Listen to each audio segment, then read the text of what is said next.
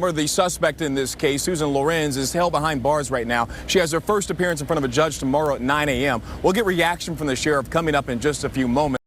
But first, we have team coverage following this story, including the implications from the Stand Your Ground law and how or if it applies in this case. Our WESH 2's Marley Martinez will sit down exclusively with the architect of the Stand Your Ground law. We're going to start things off with a look at the family and how they are coping today after those charges were announced. WESH 2's Haley Crumble-Home joins us now live. And how does the future look for this family as they try and move forward?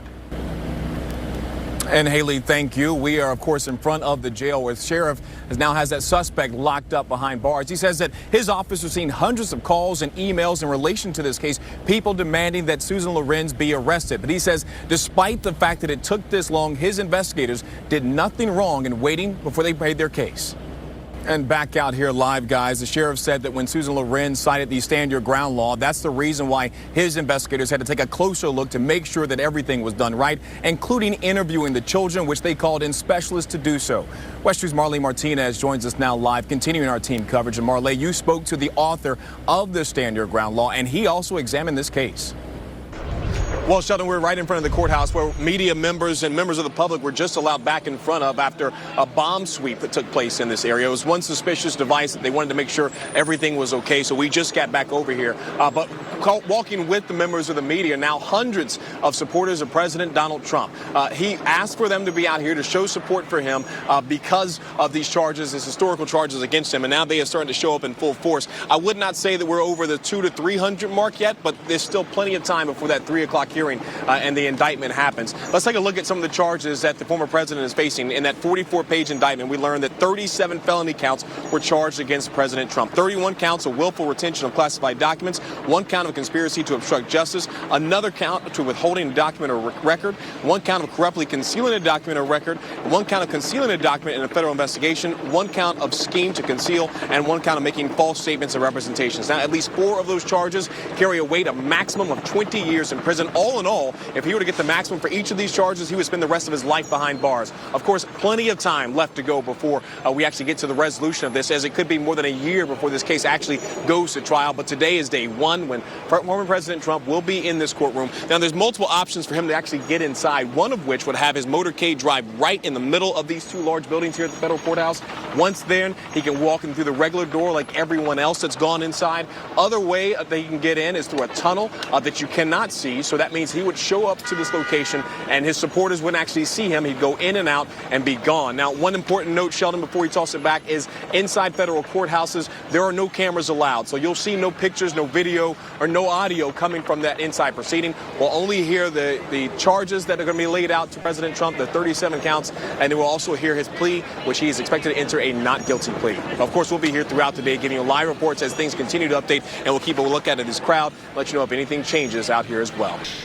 Summer, we've been here since around 5 a.m. this morning, and we have seen a number of people that come out here to support former President Donald Trump. The crowds grew throughout the day, starting to thin things out now as he has now left here, but all trying to get a glimpse of his motorcade when it finally arrived just before 2 o'clock this afternoon. You can tell the crowd has fully thinned out now. Trump left just before 4 p.m. The hearing that he was a part of lasted about 45 minutes. But it sorted out all these charges, but the judge took the time to lay the ground rules for this case, including not being able to talk to any witnesses or other people who are charged in this case before the trial, and supporters out here and in politics are enraged in general about these charges.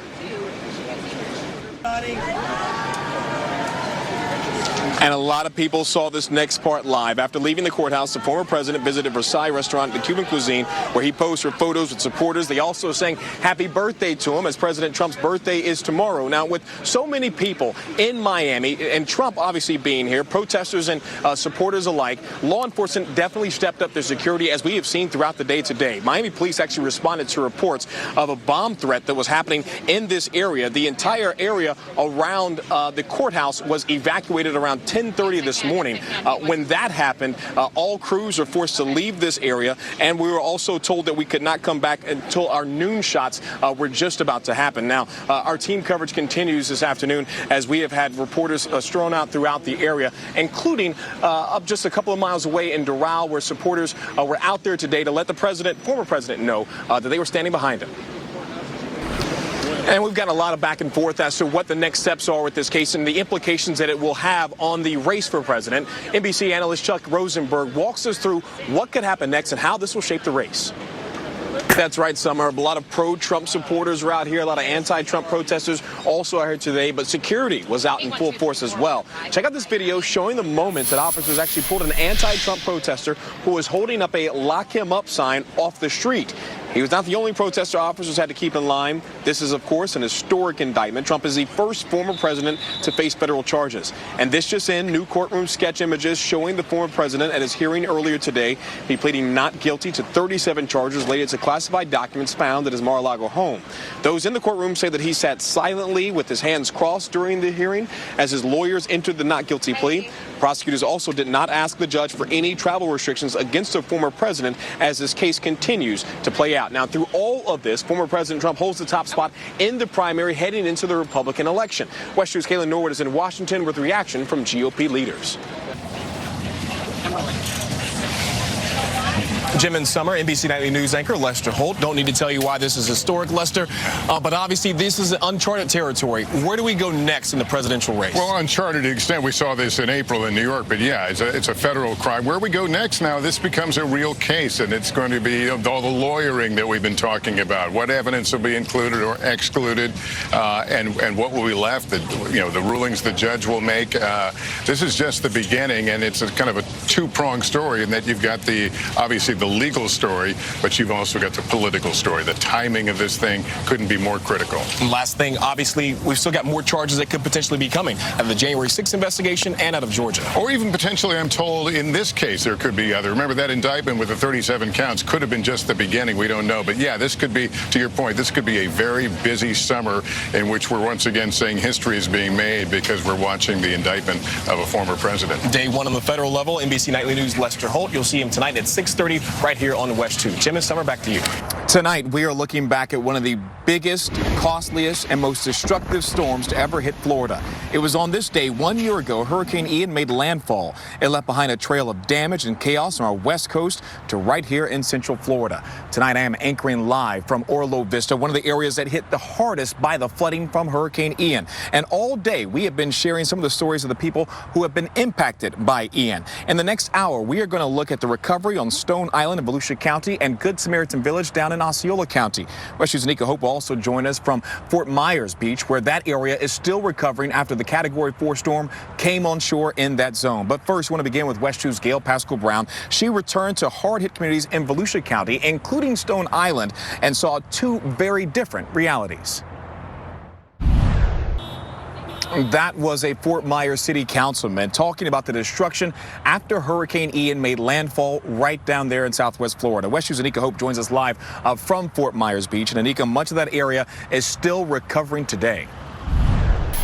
Good evening. I'm Stuart Moore, anchoring live tonight from Orlo Vista in Orange County, 1 year after Hurricane Ian rolled through this area. This area flooded badly last year, and this retention pond behind me is being deepened so that this area doesn't flood again when the next storm is set to arrive. Another area that we focus on a lot is Good Samaritan Village down in Kissimmee. That retirement community was hit hard, suffered extreme flooding, and many residents who live there have struggled to move on. Earlier this year, officials with Good Samaritan Village said 523 homes were being demolished on the property. They say those units were the ones that were rendered unsafe and suffered too much damage to be repaired. And as WESH News' Megan Mulatto shows us, many people, mostly seniors, were forced to say goodbye to the homes they planned on spending the rest of their lives in. Each February, we come together to bring you the stories of Black and African Americans who made history across Central Florida. And as we acknowledge this rich history, we also acknowledge firsts for Black Americans are still happening. That's why tonight we're not looking back at history. Instead, we're looking around. Tonight, you are meeting men and women who are creating Black history right here in Central Florida. We are in Daytona Beach at Cultiview, a photography exhibit aimed at viewing culture, Black culture, through a new lens. The idea is to showcase Black excellence in all walks of life and show our children all the possibilities their futures can hold. Introducing. From highways to water systems, office buildings to ball fields, creating space is the backbone of Rashad Johnson's work as an engineer. But so is creating space for men and women who look like him. There was a time when Black men, women, and children couldn't walk inside the front door of a luxury hotel let alone run one. Which the Speedway. With this guy, Jason Hamilton is the first black race director for NASCAR, and our Kendra Douglas caught up with him just before he took the helm of this year's Daytona 500.